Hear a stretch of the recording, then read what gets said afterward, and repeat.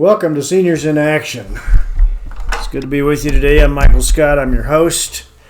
You see my younger picture over there on the left with the cowboy hat, and then unfortunately my older picture on the right as I'm speaking to you with my same hat on. But today we're going to talk about fly tying, and we can talk about fly fishing a little bit too, but fly tying primarily to stay active for senior citizens.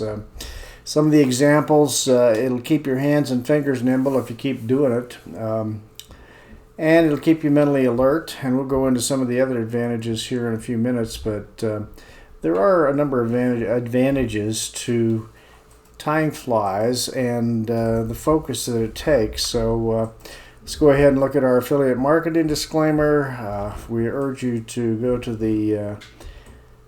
the links and press on the link and buy something, and we get a commission, and it doesn't cost you any more, so it helps support our channel. All right, advantages of fly tying. I just mentioned, it's fairly inexpensive to get into. Some of these hobbies that you might want to get into are pretty expensive, but fly tying is not. I'll get into the expenses of it in a minute, break it down a little bit more, but you can get into fly tying for basically $150. So not a real expensive hobby to get into, and like I said, it increases the mobility of your hands and fingers, which is nice. It keeps you mentally alert. It requires focus. Got this quote from Government Health News that says the U.S. Veterans Health Administration has adopted the use of fly fishing and fly tying as recreational therapy for injured military veterans because these calming, repetitive, low-impact activities help them regain strength and the use of their muscles. So there are some definite advantages to this. So look into it. It's something you can do in the silence of your home, or you can do it in a group, with a fly tying group. And a lot of the fly fishing groups that you'll have in most every town probably engage in fly tying at some point in time as well. So here's some of the equipment that you need. Vise, and the vise is that kind of that black thing standing up in the middle that kind of holds the fly for you. And then you need scissors. You need several types of scissors. Pliers, a bobbin, tweezers. You need a light certainly so that you can see. You may need a magnifying glass if your eyes are like mine. A hair stacker, and there's a few other things. This is an actual kit from Cabela's. It's $50. This is their deluxe kit. They sell an ultra deluxe kit as well. But, when you read about it, there's a lot of information on tying flies and fly fishing on the internet. A lot of people will say, well, they got a kit when they started out, and now they still use some parts of it, but some of it they've never used. And so a lot of people don't urge you to get a kit to start out with, but it's probably the least expensive way to get started. Once you get started, you can add to it. So I think it's a pretty good way to go. Then you need some supplies in addition to this kit. Okay, so you see over to the side there's a feather dubbing kit from Amazon that lists for about $34.94.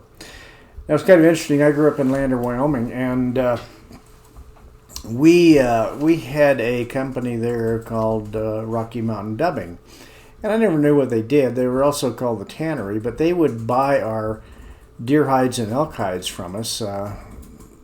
Basically they'd give us a pair of gloves or something for deer hides and elk hides if we were able to, when hunting, be successful and get a deer or an elk. And they would also tan them if you wanted them tanned, but I didn't have any desire to have a hide tanned, so I would just give them my hides for a pair of gloves or something, and then they would make fly fishing supplies with them and send them out to different companies. So that was their business, and so I really realized that fairly early. So You do need these supplies though, like feathers and the dubbing kit to make your things with, beads. And then you need some materials, and that would be things like thread to because you got to wrap these feathers and things together. You need a little bit of cement, wire, maybe some wax, and then some hooks, and that all costs about $50. So you're looking at total to get into fly tying of about $150, and you can spend more certainly if you want to, and you can spend less actually. But so places to get help. There's books and magazines. The Fly Tyer magazine is something you might want to look at. In England, I think they've got the Fly Fishing and Fly Tyer magazine, they call it.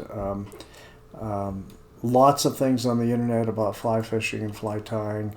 You're going to have a local group in your town that will teach fly fishing and fly tying and encourage you to get into it.